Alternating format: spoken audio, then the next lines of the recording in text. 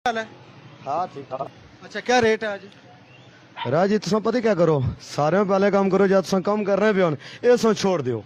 तुम मुर्गियां की गड्डी गिनो, अपना तुम माल होनो जिस तरीके ना तुम आखसो असा उस तरीके ना बेचा। तू मैं ना दस के मैं मुर्गा बेचा, तू बेचना पे, तू अपना कम कर, मैं अपना करना पे, तू अपना दस। असें जरा रेट लिस्ट अप्रूव ना तू सिर्फ वो गल कर, मैं ये कम मैं करना पे, मैं अपने कम ना पता है, तू अपना कम कर, जरा कम करना है। तू ये गल किस तरह करना? डिस्टर्ब कर रहे हो।